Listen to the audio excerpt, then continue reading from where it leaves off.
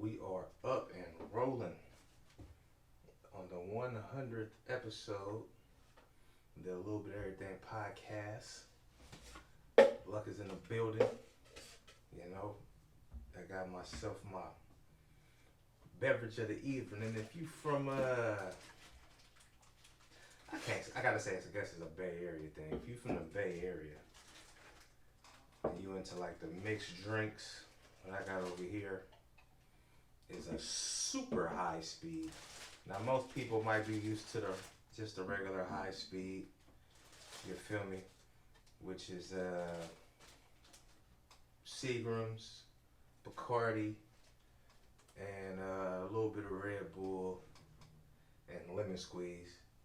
And you splash all that together, drop a little ice on it.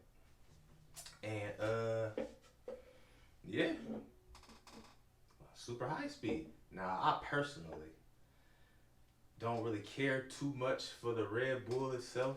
It's already full of sugar. Alcohol is already full of sugar. So, when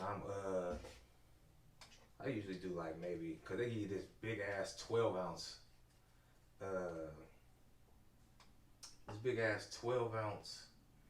Red Bull, which got 38 grams of sugar. Hella sugar. So I typically just do about half of it, and we ride out like that. But yeah, man, 100 in, man. I did 100 of these joints over 2 years. I've done 100 podcasts. I appreciate everybody that listens, everybody that support, everybody that tell a friend, tell a neighbor, tell a coworker. There's a lot of coworkers that listen to your boy. I'm big appreciative of that. And, on 100, finna go to 150 and 200 and beyond, wherever it may go. And now we are on YouTube, a Little Bit of Everything podcast. All you gotta do is type it in and go to it, subscribe, and you in there. And like I said, when I start doing some of my photography stuff, I'm gonna be putting just like maybe like a couple little videos, put that up too. So everybody can, just see, kind of just making like a whole movement, not just the podcast only. Try to get a couple things out there for everybody to see. But gotta get into I'm gonna start off with Kanye, man. Kanye, as a lot of people may have seen by now or heard, said he's running for president, and he got up there. He was in South Carolina, and he did I guess his campaign speech, or whatever the case may be. And he was up there. He's already said he's bipolar. You feel me? And his actions clearly state that. But it was like a bipolar moment he had yesterday. How we just went from one emotion to another, topic to another, stormed out after, and it's tough to see him like that because he's like a musical genius. So Kanye is a musical genius. He has a couple podcasts ago, I was talking about how many classics he's had and great albums he got like back to back. So for somebody to have seen him for all these years, just be like great at what he does, great at making music, and then to see him like this now, it's just, it's sad to see, a great like himself like this right now. What am I trying to do with this right here? I have one issue though. With what I've been seeing on social media regarding Kanye, and it's people saying that if he was with a black woman, he wouldn't be going through this. It wouldn't be. She would know how to deal with him, or she'll know how to calm him down, or She wouldn't know how to talk to him, and he wouldn't be on what he on or acting like he acting.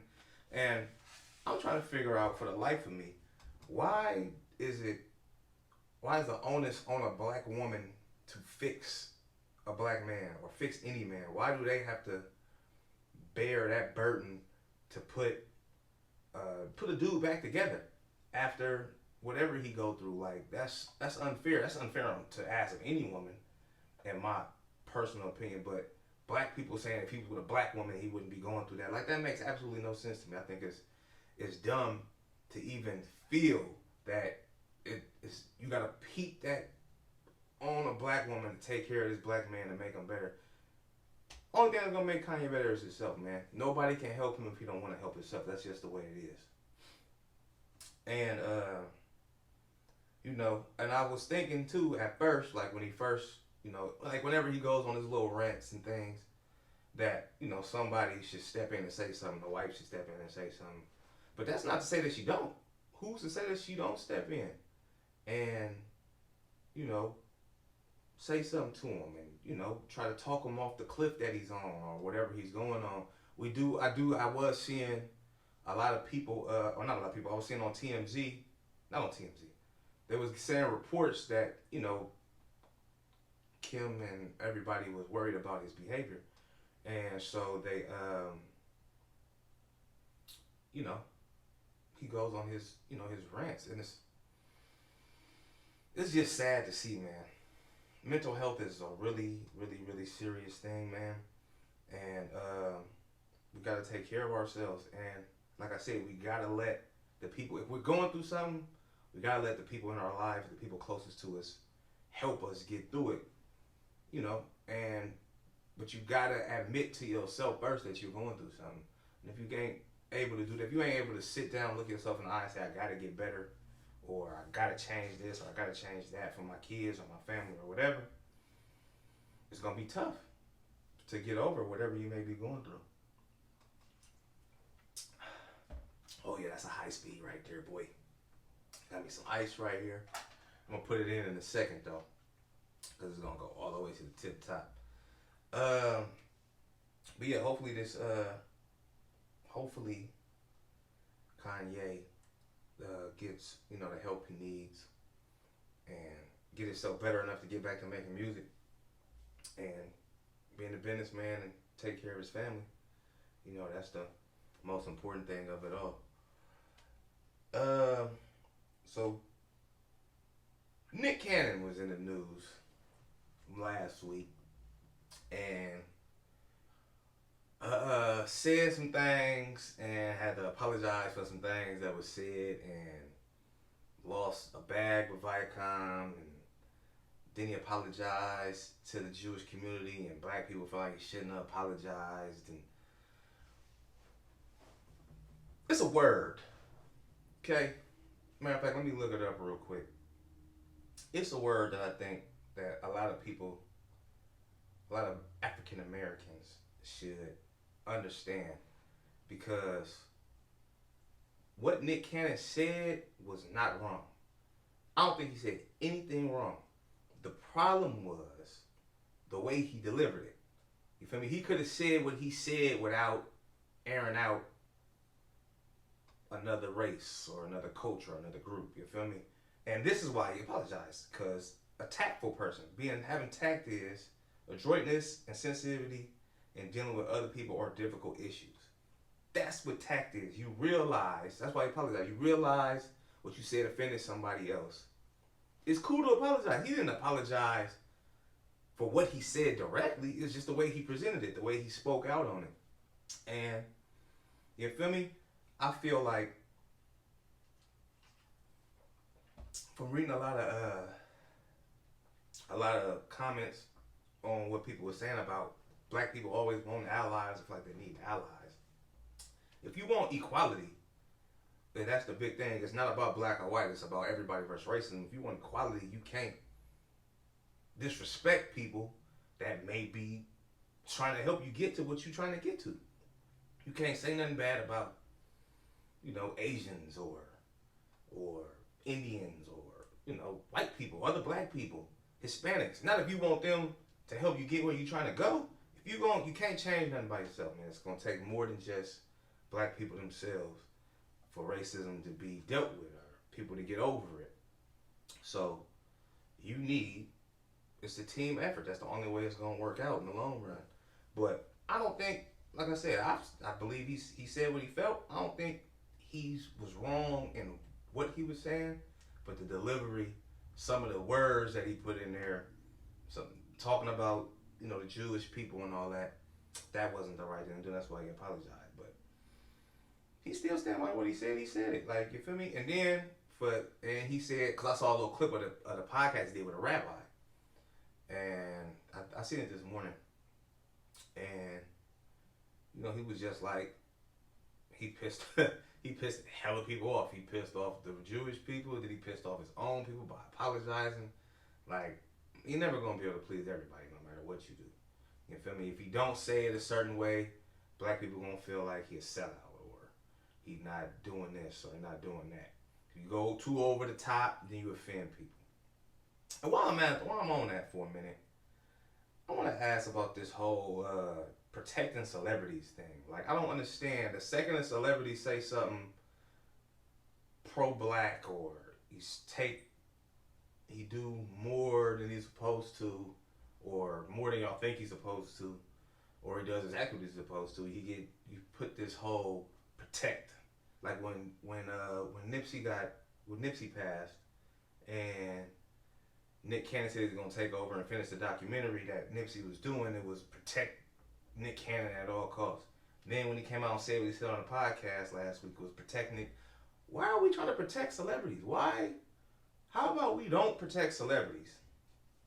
And instead of recording what the police is doing to people, recording to them beating our ass, or shooting us, or doing something to our sisters, instead of recording it, protect them physically. How about we do that instead of quote unquote protecting celebrities when they say something or they speak up and they decide they want to speak on something? Like, it's like ass backwards to me. Celebrities gonna be alright. Straight up, they gonna be cool. You feel me? As long as that money coming in, they gonna be alright. You ain't got to worry about them, I don't feel. But, the common folk, the people who really going through it, the people who going through it, and that's why celebrities got to step up and say something to show that they down and in and with the cause. You feel me? Them the people that we got to protect. Protect. That's what, that's just how I feel.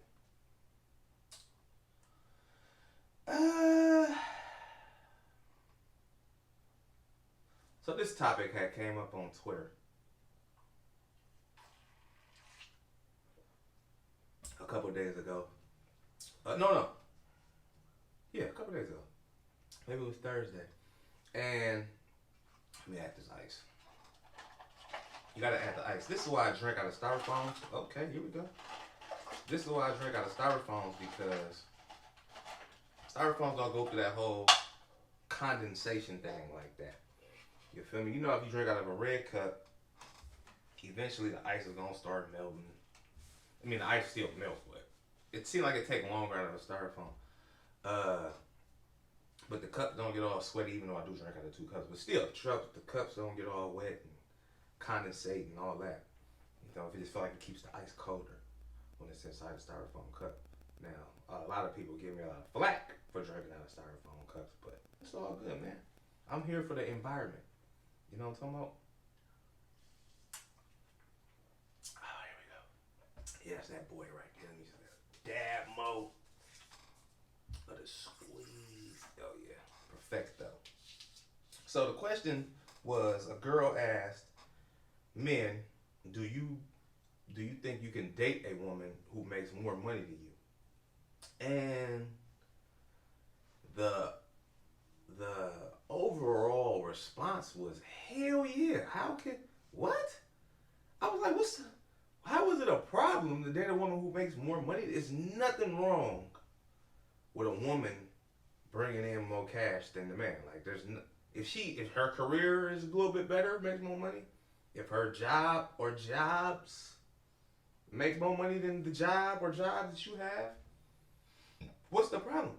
People in this era now, seem to equate the breadwinner as um, if you're the woman and you're the breadwinner, you don't necessarily have to.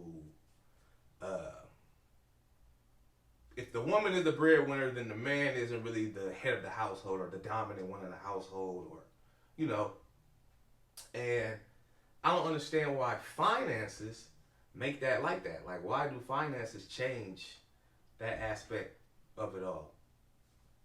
Uh, a lot of women have really good careers, man. You gotta be real insecure if you have a problem with your woman making more than you. I have never, in my 37 years on this earth, heard one time a dude say, "Yeah, but I had to leave her alone because she made more money than me." You see how stupid that sounds? No man is gonna say that. A man may say he doesn't feel comfortable with the way she lords over him with the fact that she make more money than him, or she throw it in his face a lot. You know, that may trigger you to not want to deal with somebody no more. But I can't think of a man on this earth right now who, if he making 60,000 a year, and he giving a woman who make 150,000 a year or 100,000 a year, 120,000 a year, that he gonna be like, yeah, nah, but I was cool blood. She made too much money. It was a turn off. Nigga, what? Are you crazy? What is wrong with you? That ain't something that's not a deal breaker. It's just not. I'm cool with it. It's just not. Like I said, almost. I don't even think I actually seen anybody who didn't agree with it, but I think if you polled and asked 10 men, 9 of them be like, yeah, I'm good with it. Let's do it. Let's rack it up. Ain't nothing wrong with a woman making more, man. You feel me? And the whole bowing to a nigga or lording over the woman, or, you know, every household is different. But, I mean, it's all about teamwork at the end of the day anyway. And in some circumstances, the man is going.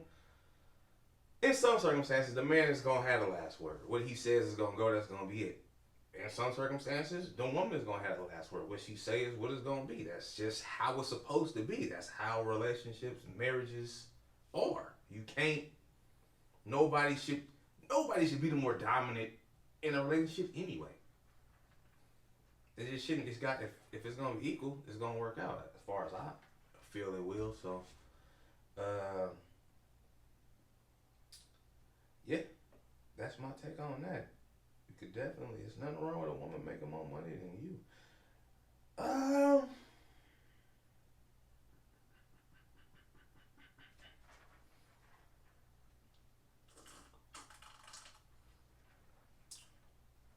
So I just finished rewatching The Wire.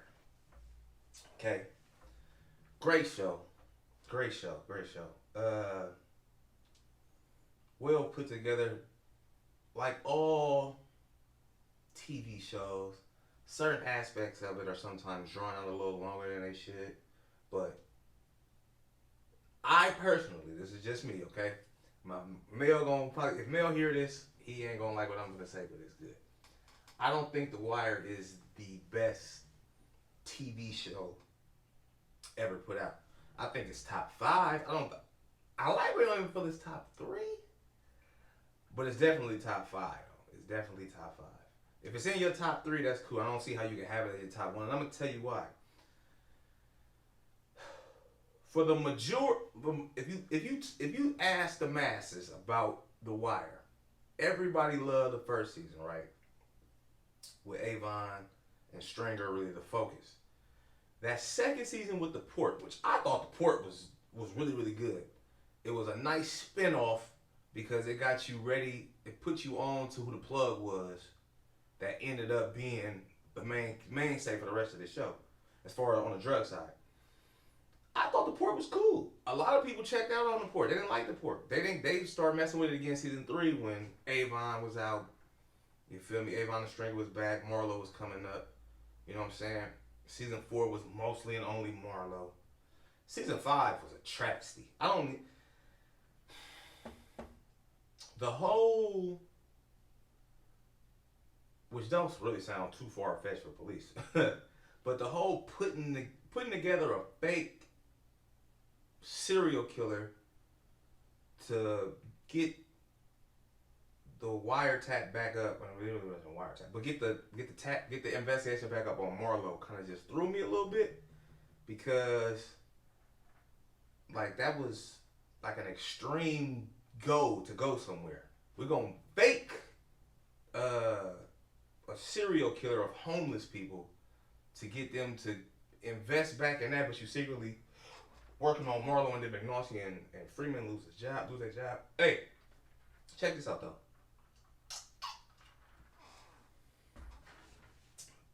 Two things I for sure took three things I for sure took for The Wire. One, Avon and Stringer. They were both too set in their ways, and that would end up being their downfall. Avon just had to stay straight. He couldn't go no other way.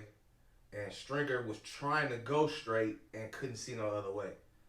They were perfect for each other, but once they ideals start clashing, or they means of management start clashing, then the whole thing fell apart. McNaughty was a full-blown jackass and only cared about his own agenda. That was evident in everything that he did, all the way up to him losing his job. And Freeman was the one who made every investigation go. Freeman every time they brought somebody down, it was Freeman who put it together. He ran the plays. He knew what was going on. He was the thinker. He was the smart one. He was the one who got it all done. So those are the three things I kind of took from it. But again, it's a great show. Let me give you my top 5. These are my top 5 TV shows. Okay? Breaking Bad is number 1.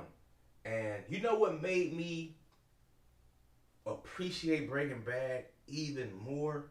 Because it was already great the way they put it together, the way they did it. But Better Call Saul, I don't know if y'all ever watched Better Call Saul. But Better Call Saul is the lawyer from Breaking Bad. And they basically made a prequel of him, or it's still on. There's a prequel of a lot of people up until he crosses paths with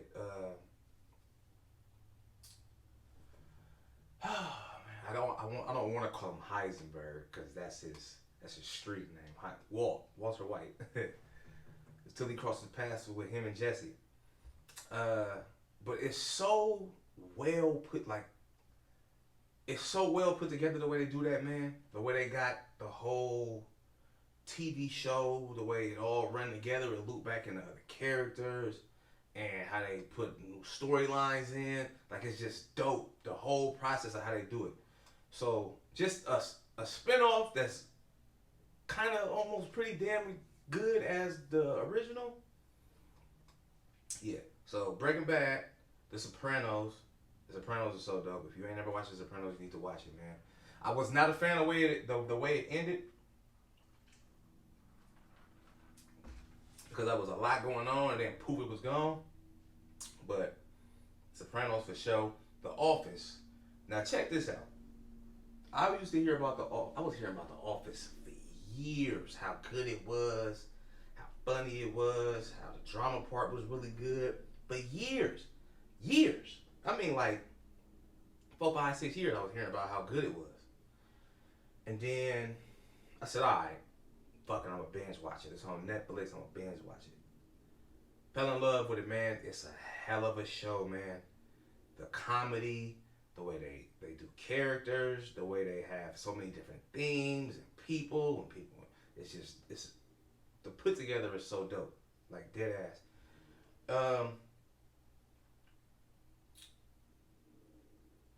I had a Wire as number 4. You feel me? The Wire, listen. And I'm going to get back. I'll say that for a second. But The Wire is my number 4. Number 5 is Homeland. Now, my brother was the one. Obi-Wan put me on the Homeland. And he was talking about it for hella long, how good it was. And Jay-Z rapped about it. And so I'm like, all right, I'm gonna just, start watching. This is before the pandemic. It was just, I started it, and it was just really hella good, man. Like, it was well put together. It had so many. It's a Homeland is basically it's a CIA agent, and she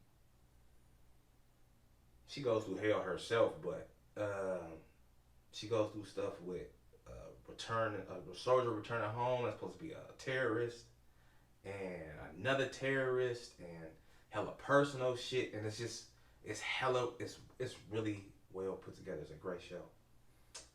And so that's my five. The Simpsons is in there because of the.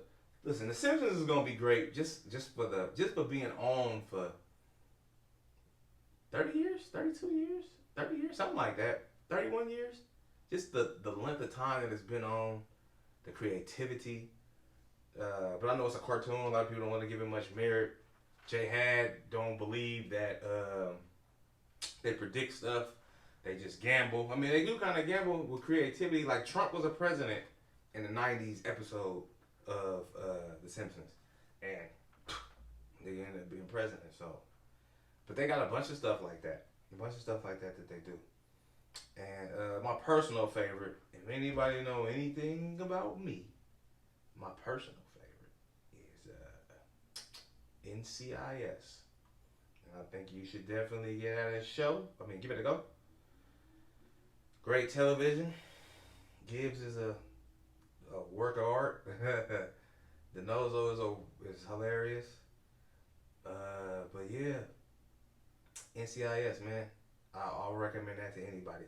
To see. Now here's what I want to talk about The Wire. Now, I got put onto The Wire by my little cousin Mel.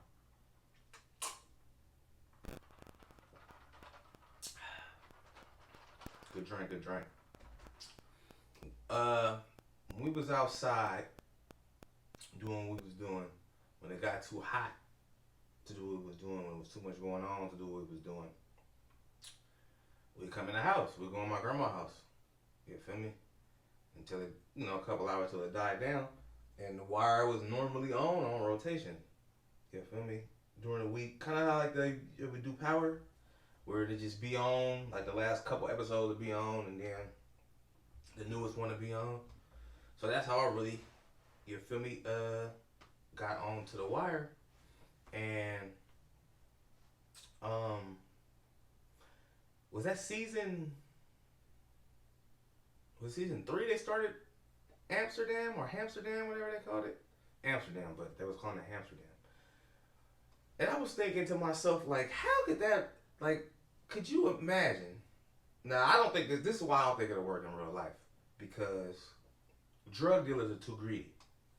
No drug dealer, even if it's making you money and you can get away with it, is going to sit there and allow everybody to eat in one or two. I think they had two or three, but two separate locations. Just sit there and eat. A drug dealer or a drug lord or whoever running it is going to be like, why would I share one of these three when I can have all three of these? Like, that's the mentality. And so you're going to put fiends and dope boys, or runners as they call them, and the young hustlers that it was basically free dope selling, and that would never work. And I understand it's TV, so it's not supposed to work, but in real life, but that would never work in real life. Greed is too. I always tell people this.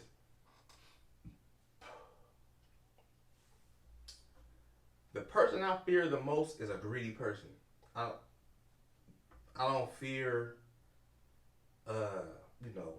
self-absorbed people more. A greedy person will always look out for themselves first, no matter what. They don't care what the circumstances is, who they got to step over. A greedy person is going to look out for them off top. I worked for a greedy person once, so I've seen that before. Like, all they care about is their bottom line and what they getting out of it. And so greed as a drug dealer, it's in you. It ain't on you, it's in you. You gonna always look out for yourself first. And so with the Amsterdam thing, I'm just like, you couldn't have 3 sections of free activity and think that one person ain't just gonna try to run the whole thing. It was no violence, no nothing. Like how? Even if you leave there at some point, somebody gonna get knocked off because they gonna want to just have their people in there. I would think something like that would have even more of an effect, even more territory beefs and wars and all of that, because somebody only gonna want that for themselves. And it was a dope idea though for the TV show to just instill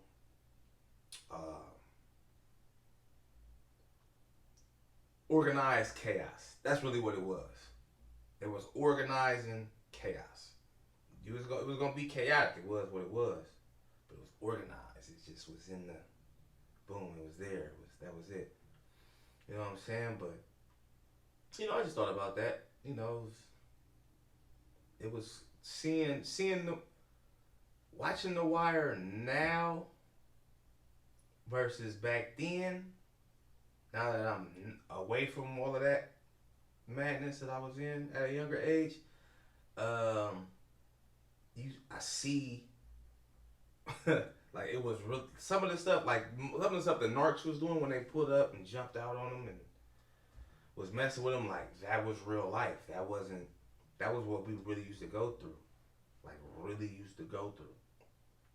and they find the stash and shit. I remember one time. This is a mini luck story. I remember one time they bounced out on us, and you feel me? They pin us up, they talking to us, whatever, and they just searching around for shit. And then for whatever reason, I don't know why he looked up in the tree, but he looked up in a tree and it was a 1/4 ounce in the tree. He was like, "Oh man, only on Shafter, the crack grows on trees. I've never seen that before." But yeah, they stomped it out and it was done for after that. But yeah, so just stuff that they used to do. It was just like, okay, that's that was real. I respected that, and they had like an actual real drug dealer in that. In The Wire. I didn't know that at first. It wasn't until I saw American Gangster a few years later. I was like, oh yeah, bro was in The Wire. Like he was a real drug dealer. Went to jail for a few years and came home. So apparently he got on a straight and narrow. But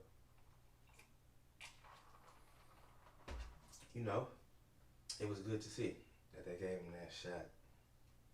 So I don't know if y'all heard about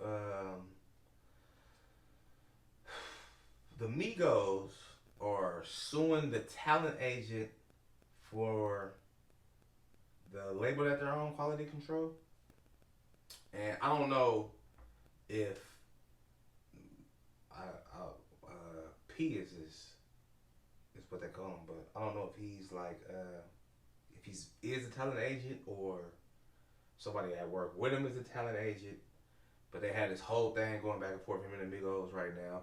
And let me say this, let me go ahead and get this out of the way, because for whatever reason, if it's beef, if a relationship is over, if y'all done being friends, if y'all stop following each other, that's the end all be all. It's over. I still don't understand the logic and theory of that. But once you unfollow somebody on social media, y'all are either no longer friends, no longer in a relationship, no longer married. Or, that's just the way it is. So nobody follow nobody, whatever. But the Migos basically got the lawsuit saying they've lost millions, and so they lawsuit. And here's my thing here's what I don't like.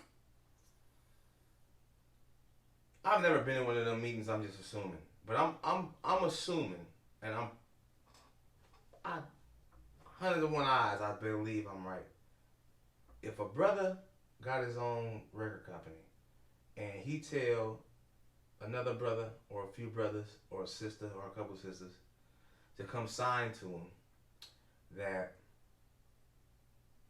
I'm pretty sure the pitch, one way or another, is the white man, Hank Forrest, he gonna take out of our pockets, but I'm gonna look out for you. I'm gonna make sure you good. I'm gonna make sure you straight, your mama straight, your family straight. Cause as black men, as brother and sister, we supposed to take care of each other. I'm pretty sure that's the pitch that's given in some form or fashion. And as we've seen on a lot of occasions, the black man take from the brother just as fast as the white man will. I've always said this about Wayne. You know, him and Baby is cool. I always knew him and Baby was gonna be cool because he's been fucking with Baby since he was like 13. That's really like his father figure. That's really like his father. But it's always been, or what I've kind of read, heard, because my cousin used to live in New Orleans, so she was down there for a while. Read, heard, my own interpretation, whatever, that's fine. That Wayne was gonna leave Cash Money when everybody, after his contract was up the first time, after everybody else left, and Baby made him president, let him get his own company, so he stayed. Boom. And Wayne didn't realize what was happening to him until he went to jail when he was no. Cause remember, well, before Wayne went to jail, he was on the syrup heavy, smoking heavy, rapping his ass off, making himself one of the greatest of all time. And when he went to jail for them 8-9 months, he had to sober up. You feel me? And I think that's when he noticed he was getting played. And they went back and forth with their whatever, and shit got hashed out and solved, and they good now. You feel me? But I think when you were in the moment, like the Migos just came off like a 4-5 year run. You feel me? Like really being popular, like really, really big and popular. And I think once the run kind of slowed a little bit, I think they started looking at certain things and shit wasn't adding up and the money wasn't coming back right. And you feel me? They did what you're supposed to do when you getting played out of something. It's a lawsuit. And like I just think that that's fucked up. Like in all honesty, like how do you put we supposed to be family and brothers and sisters and we all together. You feel me? Equality, and we love each other. We look out for each other. But them be one of the first people to stick you. One of the first people to stick you. Be your own kind sometimes. You know what I'm saying? It's like a lose-lose situation. Excuse me. It's a win-win, but it's a lose-lose at the same time too, because you getting your money, and you get your money, taking care of your family, and everybody is taking, everything is good. You got jewelry and cars, and you looking fly, and endorsements off and all the shit. But at the same time, the same person that you put your trust and your loyalty to is taken from you.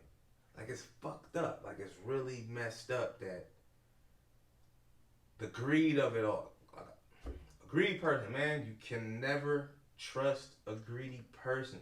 They're gonna always look out for them first. You feel me? And I just noticed that from somebody making a couple of hundred a night. I could just imagine somebody seeing thousands pouring in every night. Hundreds of thousands pouring in every month. Every few weeks. You know what I'm saying? And you just only looking out for yourself. You only care about what you got going on. That's fucked up, bruh. Like it's really sad. And it's even more sad when it's your own kind doing it to you. So, I just thought that was interesting that they were suing, bruh. And now they at odds. Not, I wouldn't say at odds, but they're just not on the same page right now, maybe it'll all work out. Maybe they'll come to some. Listen, if in 2021 you hear something about a settlement and it's all good, settlement usually means we just gonna settle this out of court. I'm gonna kick you this little bit of bread. We're not gonna talk about this no more. That's it. That's all. It's over with. You feel me? And I'm pretty sure that's what probably gonna end up happening. We just gonna settle out of court. Cause and one thing I've always heard about settlements is it costs less money to settle than to keep going back and forth to court. So it's probably gonna end up being like that.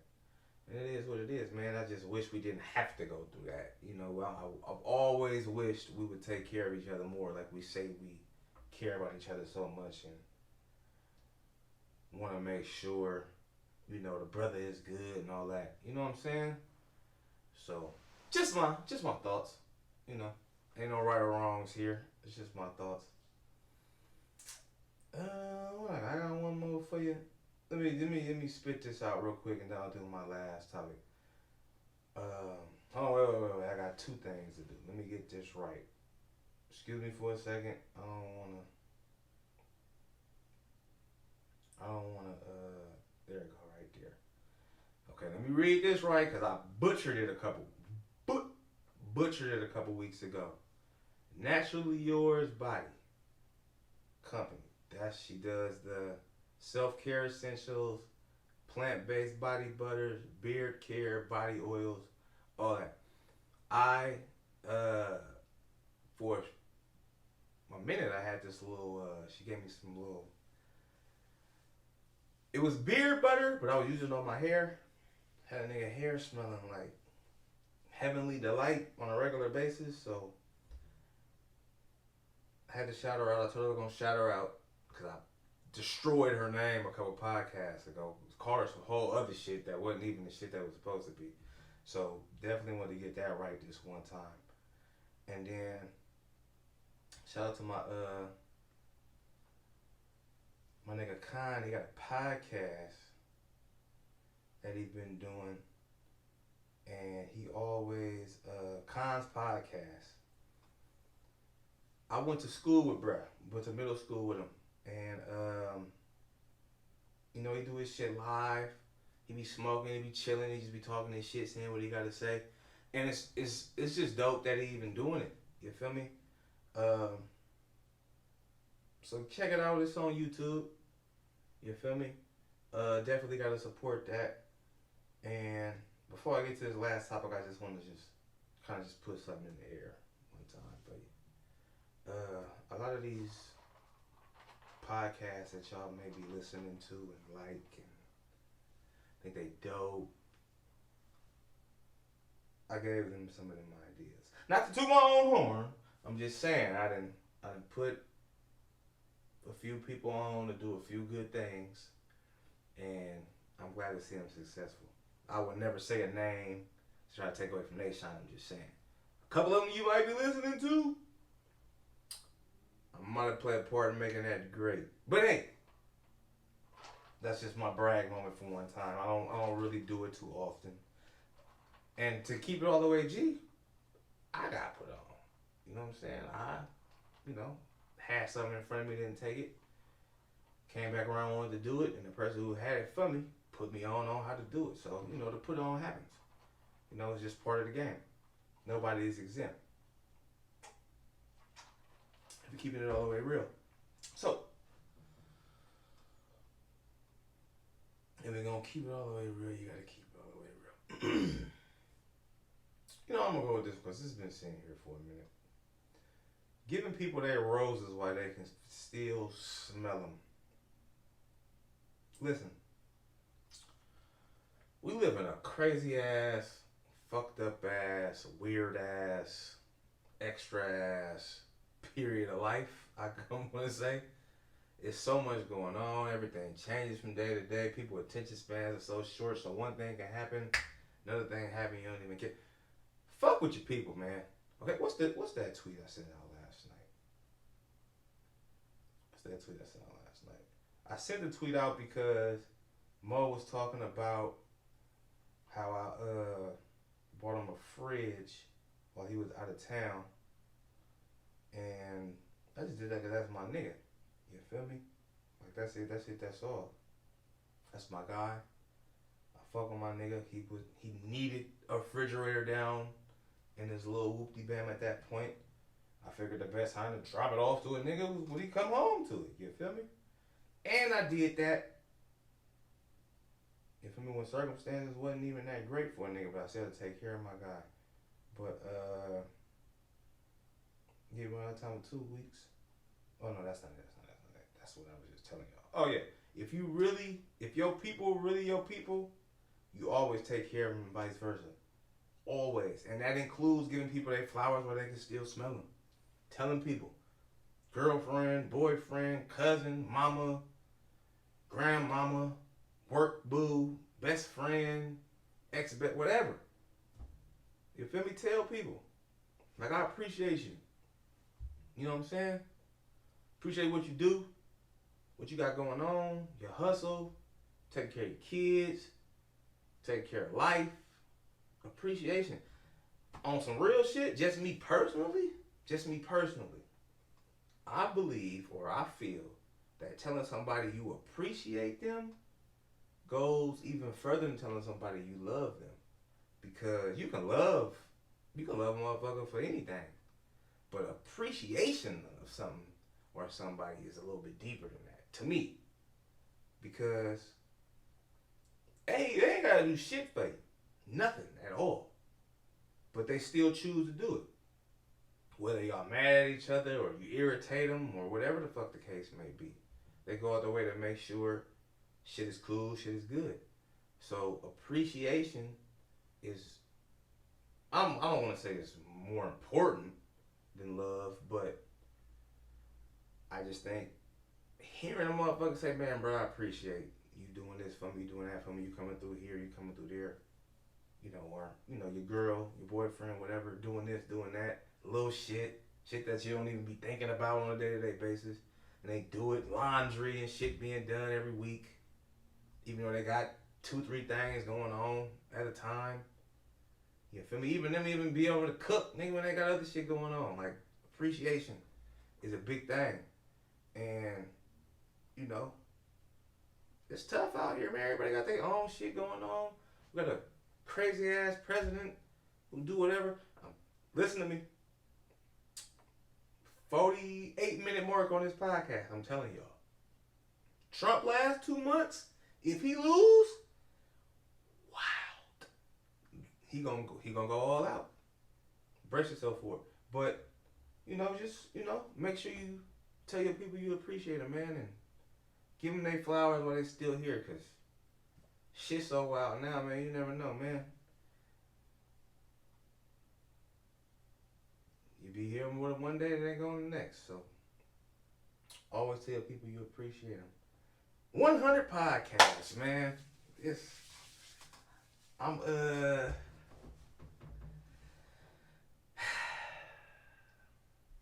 just glad I'm able to do it. Shit, I'm just glad I'm here. I was asked this morning, was I nervous when I did my first one? And I told him, I said, I would be a liar if I said no, but, you know, I wasn't like shook or sitting here stumbling over words. Like, I figured if I put the work in, I know what I'm talking about. I ain't just saying anything for attention. I'm just keeping it G. You feel me? If I'm gonna keep it all the way solid, people gonna fuck with me. You feel me? I may not get everybody to fuck with me because not everybody listens to podcasts. I got a partner right now. Let me tell y'all this. I got a partner right now that I'm finna see in a few days that'll tell me about every podcast he listened to. He don't shout my shit out.